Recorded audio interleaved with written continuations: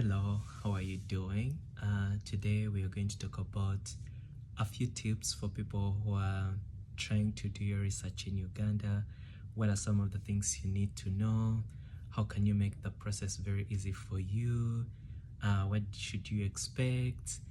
So this is really going to be a really short video. It's not really going to be so long, so I'm just really going to hit on the basics on what you need to know. So first thing, if you're in a different country, like for instance, right now I'm studying in the US, I'm at the Iowa State University. And I'm planning to do my research in Uganda. So one of the things I really did was to ensure that I had my proposal done before I even started the process of thinking about starting to apply. So you need to have your proposal done. That would really help you a lot because most of the work is going to come from your proposal. The other thing is that you want to make sure that you're in the process of getting your IRB exempted, or you're already in the process of applying for your IRB from your current university. That is also really going to help you because minus the IRB from your current university, it's going to be very hard for you to get a research permit from Uganda. So I got my IRB from Iowa State. My research was exempted and it was really super nice. Then the other thing you actually need to think about is to ensure, because the process of getting applying for what you would call the IRB in Uganda is completely very different as it is in the US. So the first thing, you're going to apply to the Research Ethics Committee, and after you get the approval from the Research Ethics Committee, you're going to go ahead and apply for UNSCT, and these are the guys who are going to give you the research permit.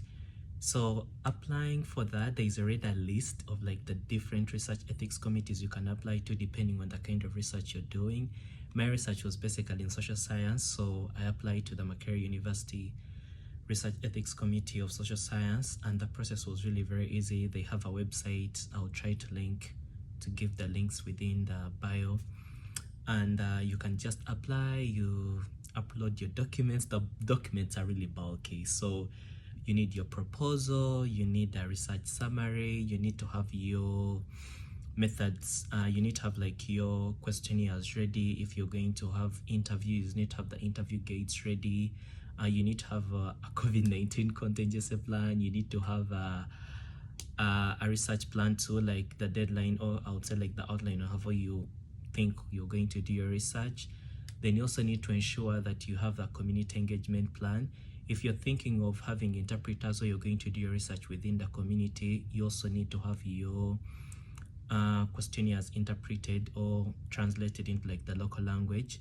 And once you're done with all that information, then these are some of the things you're going to upload onto the website.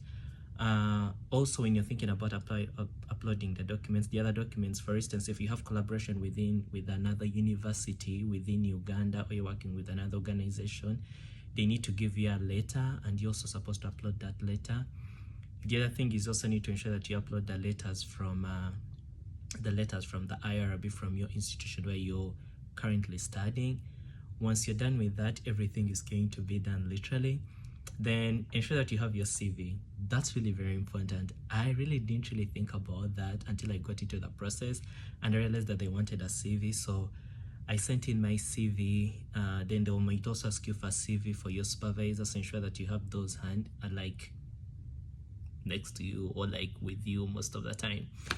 So once you do that, then it's going to be very easy. You go to the website. The website is a little bit crazy, but once you open the UNCT website, you'll see the rec. Then you select the rec you want to do. You upload all the documents. They'll take you through the steps. I paid $300 since I wanted my research to be expedited. That word is very hard. Well, yeah, that's what I paid for, and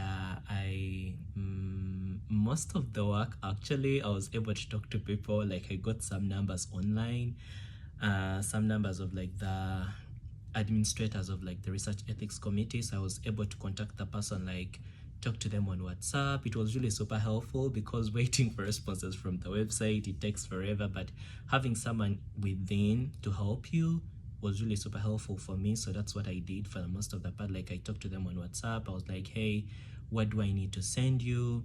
what documents do I need to have, what do I need. So by the time I really uploaded the documents, I'd already reached out to someone who had already guided me on what to do. And in case you also need help, please just comment below this video. I'll be glad to send you the contacts or to send you some of the details of the people you can connect with to help you. I'll be glad to do that, because I know the process may be a little bit tricky or it may be a little bit hard, but I'm glad to help you. So once I got my rec approval, they will definitely stamp literally all your documents. They might ask you for printing. I know for me, I had a friend who helped me do the printing, but I know you can always work with someone. They will charge you some, I think I paid like $20 for someone to help me do the printing and then the scanning, and then they sent back the documents to me via my email. So ensure that your email is really up to date and always keep up with your email, because that's where they'll send your documents. I didn't really get anything on the website, like nothing really happened, but I was able to get my documents back via the email. So that really helped, just having like that personal sort of like relationship with the person working within the research ethics committee offices. Yeah, so when that happened, so right now I'm actually in the process of like applying for the research permit. One of the most weird things, so as I'm like filling out the forms, they're asking for like my parent or like the name of my parents and stuff like that. So just fill out, it's really super easy. And then I think that's the cost is like about like $50. So I'm just saying this because this is what I'm going through and this is how the process is for me. So it may be different for you depending on the research you're doing, depending on whatever you're really going to research on. But for me, that's how the process has really been. Hope this video is really super helpful to you. Hope it helps you, and please comment down below in case you have any questions. I'll really be very happy to dive deep into some of the things I've done or how best I could really help you. So all the best. Thank you. And by the way, this is my first video on YouTube. Hopefully it goes well. Thank you.